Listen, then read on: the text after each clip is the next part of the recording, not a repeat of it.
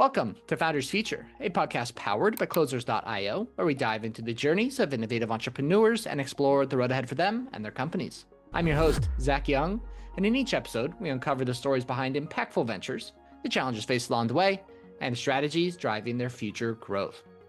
Today, we're joined by Chantal Heide, founder of Canada's Dating Coach, a leading relationship and dating coaching practice dedicated to helping singles build confidence, break unhealthy relationship patterns, and create meaningful, lasting connections. Through practical dating strategy, mindset work, and emotional awareness, Chantal guides clients to navigate modern dating with clarity, self-trust, and intention. Her mission is to help people stop guessing in love and start building relationships rooted in authenticity, alignment, and emotional intelligence. Chantal, a very warm welcome to Founders Feature. Thank you. I appreciate you. You guys really did your homework. Just a little poll from social media. You made it very easy, so we appreciate that. But it's going to be a great episode. We have a lot to dive into. I do like to start with your background, though.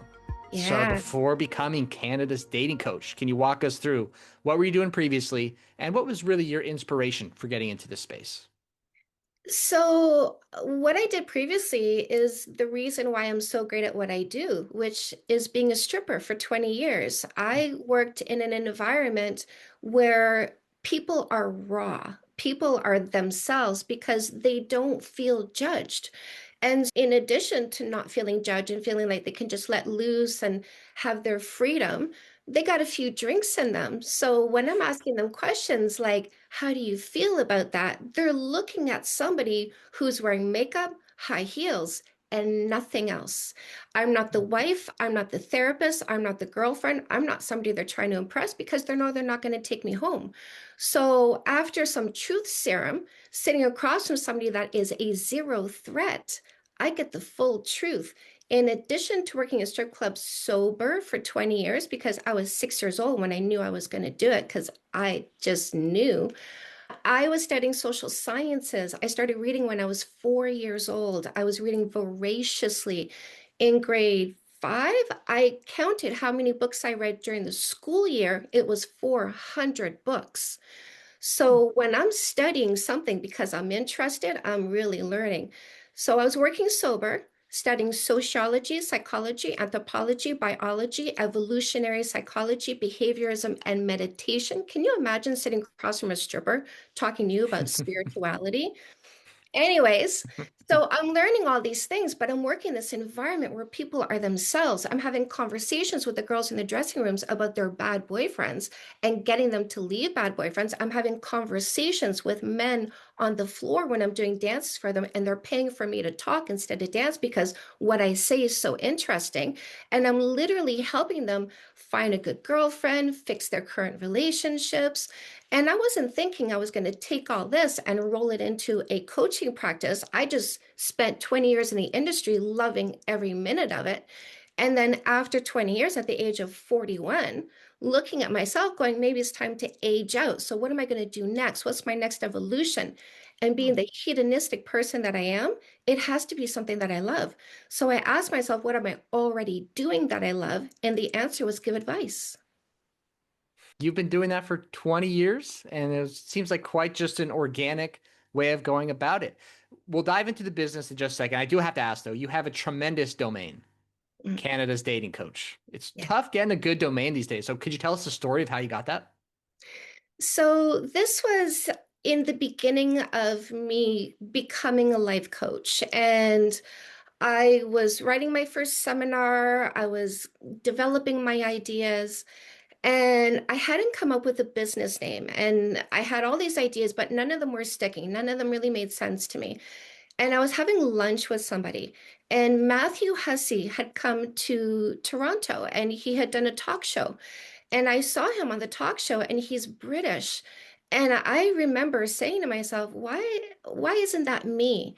So I'm having lunch with my friend and I go, yeah, Matthew Hussey came and he did this talk show. Why is he in Canada? I'm Canada's dating coach. And my brain Hmm. went, that's it. I love it. So how long ago was that when you got the domain? 10 years. 10 years. Okay. That makes a little bit more sense because after COVID, when everyone became a coach, That's when the domains, of course, got very hard to get. Okay, so you've been a dating coach certified full time for 10 years, really much longer, Can I just right? say, Please. you used the word certified. I want to correct you. I Mm. didn't purchase a piece of paper from anybody. I simply took all of my ideas and I put them into books because I said to myself, I can do one of two things. And I was in my second year of university when I came to this conclusion because I was going to be a therapist. But when I learned the training that a therapist gets from somebody who had done her PhD and was a child psychologist, she said, you are trained to not tell them what to do and not tell them your story. They're supposed to figure it out on their own. And my brain exploded because that's opposite of how I operate. I use myself as an Mm. example. I say, follow the leader when you want to succeed. And I instruct people because when I went to therapy, I left feeling frustrated. How come I feel like I talk, but I didn't gain anything? I didn't learn anything. And the reason was I didn't have tools. I would go and I would talk and I would leave without tools. So when I talked to people, I gave them specific instructions and tools and things to do to ease the confusion and let them understand this is the path you need to take. There's a lot of people who are certified coaches who are not leaders. They're a dating coach, but they're not in a long-term relationship.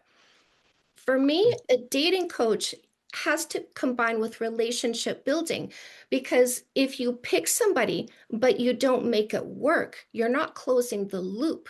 And there's a lot of people who haven't closed the loop themselves, trying to tell other people how to close the loop. And to me, that doesn't make sense.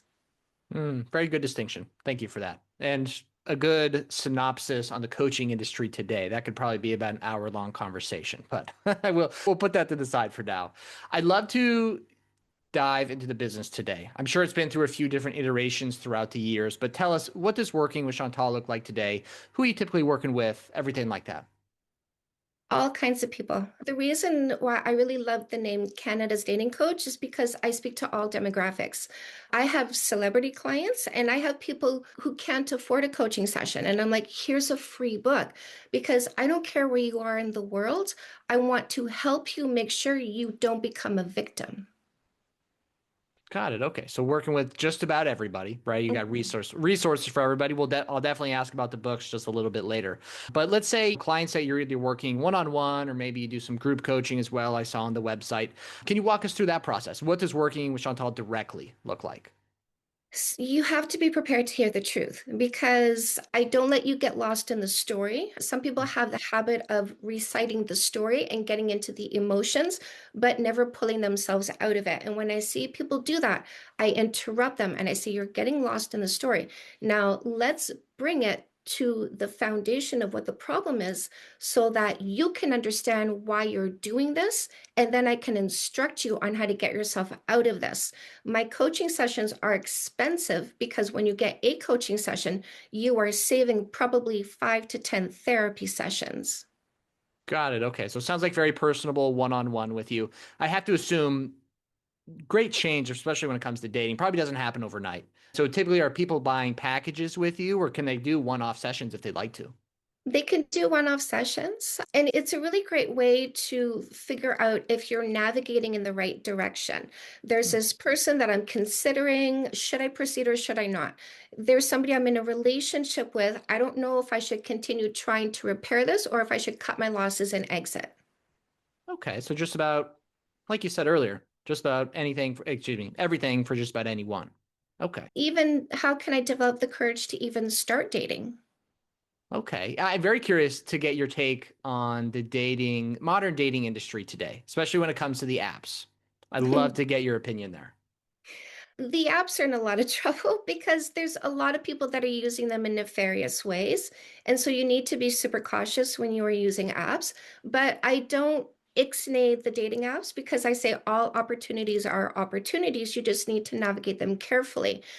A lot of women, especially when they go on dating apps, they feel like they need to present their beauty before their personality. And this is the side effect of a dating culture that says we're supposed to kiss on a first, second, third, fourth date, which is not what I teach. I teach observation before selection, not selection before observation. And so I tell women, you want to think about the person you want to be with, and you want to think about the things you want to do with them. That first picture shouldn't be trying to attract somebody with your looks, because you're going to get the guys, the selfish short-term thinkers that are looking for somebody who's here today, gone tomorrow, versus a man, a generous long-term thinker who wants to lean into a relationship and stay and provide who he is. Like us women are going to provide who we are in the relationship. So Mhm. instead of presenting your beauty, present what you want to do with that person. When you think about the kind of life you want to live, do you want a companion? Do you want a companion when you do specific activities? I love to go to these games. I want somebody by my side. I love to canoe. I want somebody with me. I love to hike. I want somebody who's going to hike with me. So that first picture needs to be you doing that activity to catch the attention of the person who loves that activity and who's going to go, oh, I like that. Oh, she's cute. Let me see what she's about. And then the next stage is ensuring you're not responding to people who were just looking at your picture but not interested in you. So my Mhm. next piece of advice is you don't reply to anybody who hasn't made it obvious that they've read your profile. This should be like a warning before you download the app. They should have to watch that 2 minute clip right there. Because obviously, that's like just about the opposite of the general thought process today of these apps. So that's golden right there. I would like to point out that I'm very counterculture Mm. because I'm very logical. Culture is not logical. You're right. And we can tell because we're just going down and there's no signs of going up, Oh no, oh unfortunately. no, no, no. Look at me. I'm changing the world. Canada's dating coach, changing the world. Absolutely. Maybe you'll be the world's dating coach one day. I Maybe we'll think I get already there. am. I think I already am. I have people who come on my live streams. They go, "Where are you from?" And I say, "I'm global." There are people coming on my live streams from Argentina, from Sweden, from Brazil, asking me for advice. Costa Mm. Rica going, "We love you over here." There we go. So you're doing live streams. I got to assume you're all over social media. Walk us through the back end of the business. How are your clients currently finding you to work with you? On social media, on TikTok and Instagram mostly. Very nice. Which one is your favorite and why? I love to live stream on TikTok and I love to post on Instagram Mm. because those are the places I get the most attention when I do those behaviors. Got it. Okay. That makes sense. I've heard a couple things from a few people about TikTok that it's good for views. Like it's not the hardest place to build a following, but maybe the followers are not the highest quality. When I say quality, a lot of the times maybe they're not turning into high ticket clients, things like that. Have you had that observation as well? I would say that TikTok's like Instagram had its heyday where it was easy to build that following. TikTok had its heyday where it was easy to build the following. But now that more people are coming on, it's easy to build when there's less people in the platform, but then the platform becomes familiar, everybody hears about it, a lot more people come in, and that's when it starts to get sluggish for people who are trying to build their following. But when you are original, when you are interesting, when you are passionate, all you have to do is show up and be consistent, and your following will find you. Consistency is probably the long-term game there. How long have you been on these apps for? It's 10 years on Instagram, but I really just started using it recently, and Hmm. then 2019 on TikTok. Oh, you were early to TikTok. Very nice. Very nice. I'm sure. How many followers do you have on TikTok? It's got to be hundreds About of thousands. 850,000, Yeah. close to that. Yeah. That makes sense. That makes a lot of sense. So the business has officially been around for 10 years. Do you have a team that works with you or are you a one woman show? I have a team. I have two assistants, one in the Philippines, one in Australia. Both of them have been with me for years. When you see my videos, I have edit cuts in them. That's my Ruby in the Philippines. And when you get the emails, that is my assistant in Australia.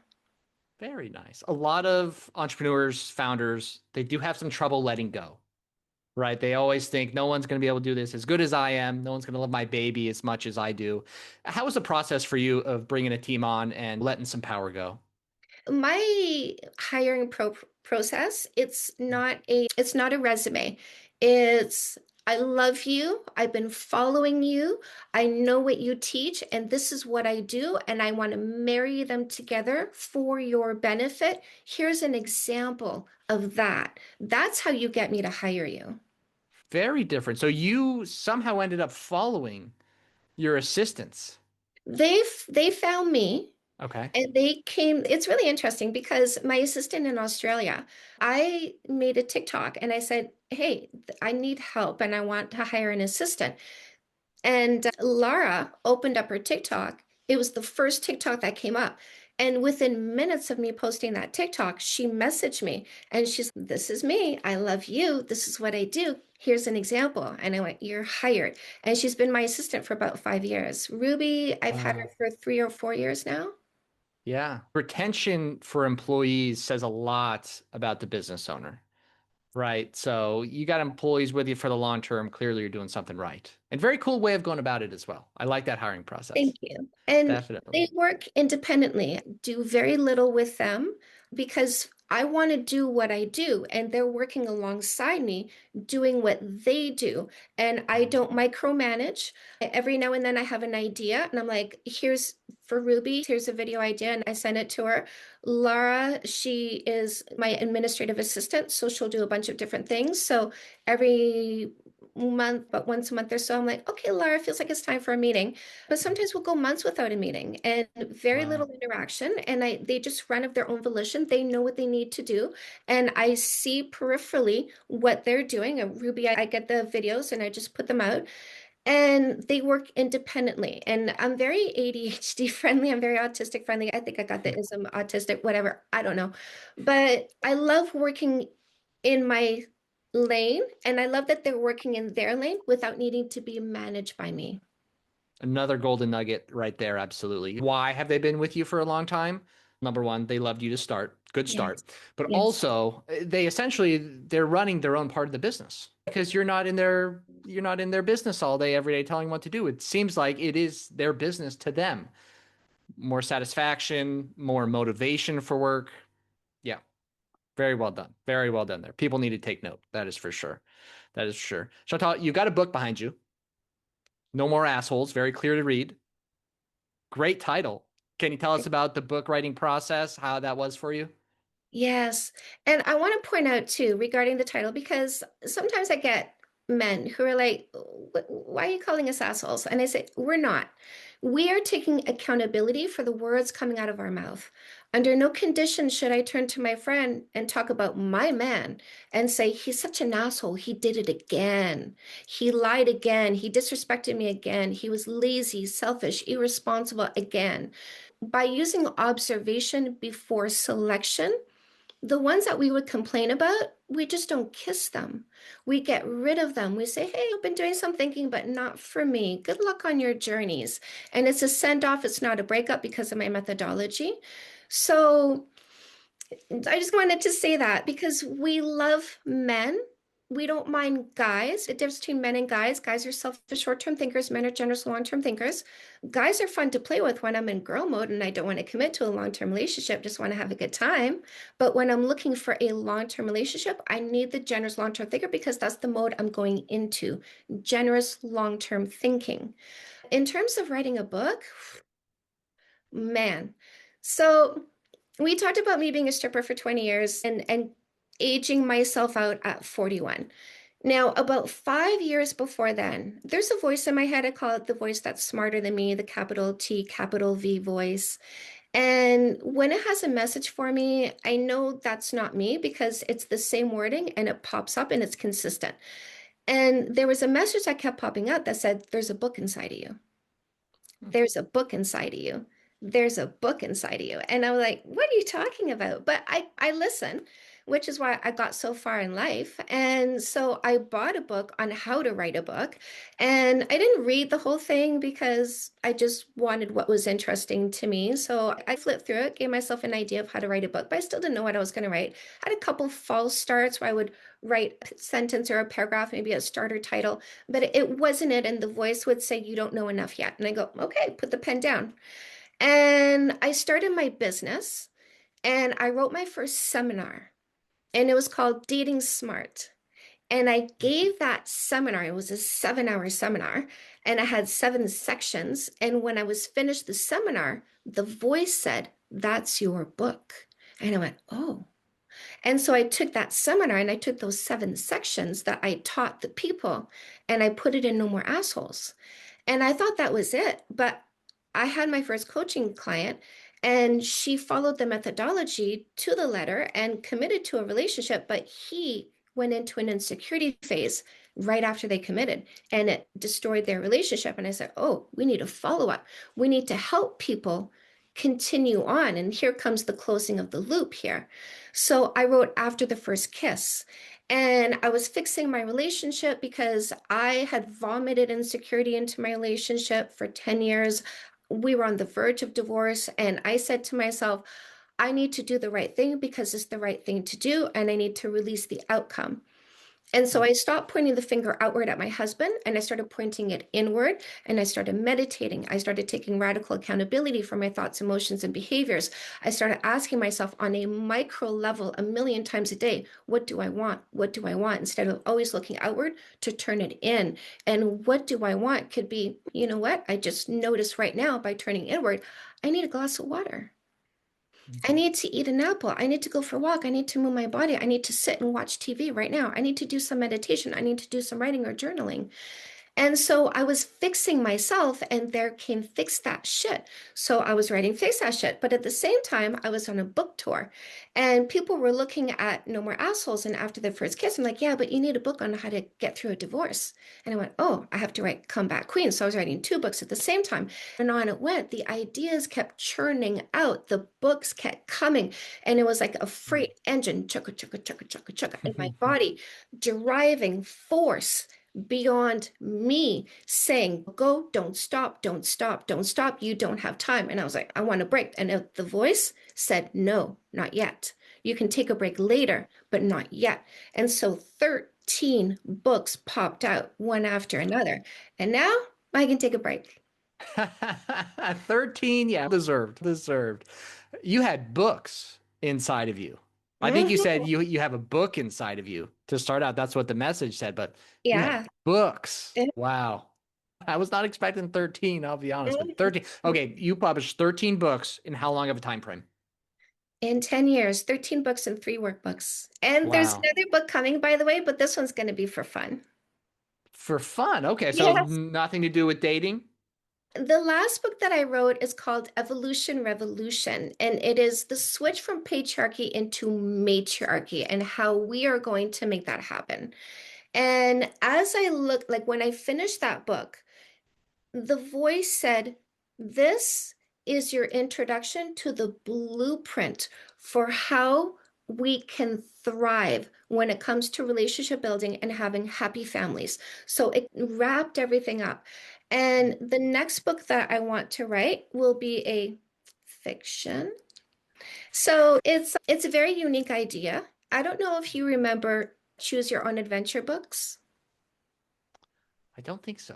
So I'm 53. So back in my day, in the school libraries, you could get a choose your own adventure book where you would read and then it would give you a crossroads. And if you want to take this path, you take this page. And if you want to go down this path, you choose that page. And so I want to take my memoir and I want to take some spicy stories that I've had in my 20 years of stripping and my adventures all over the world, from Greece to Guadalajara to Macau and to Seattle, and weave my story in a choose your own adventure style fiction novel. There's going to be a lot of adventures to choose from. I Yeah. bet. I bet. Chantal, we touched about social media briefly. Where can the listeners find you? Where can they connect with you online? Everywhere. All you have to do is search Canada's Dating Coach, Mm. Instagram, YouTube, Twitter, TikTok, podcast, just Google Podcast, Canada's Dating Coach. I make myself so easy to find. We appreciate that. Some people have 5 different handles for every single social media. It's come on. Canada's Dating Coach. That's so easy. And the website is it's canadasdatingcoach.com. Yes, Perfect. Chantal, such a pleasure having you on today. Thank you so much for your time. thank you. Absolutely. And that will wrap up another inspiring episode of The Founder's Future. To our listeners, if you enjoyed this episode, make sure to go and connect with Chantal, aka Canada's dating coach, everywhere you can find her. It is easy to find her. Make sure you do. And if you are a business owner, specifically a coach, consultant, or agency owner, and you're looking to scale your business, and you really want to enhance your sales and marketing efforts, visit closers.io to hop on a call with our team and discover how we went from 0 to 30 million per year in less than 3 years. Until then, keep on climbing.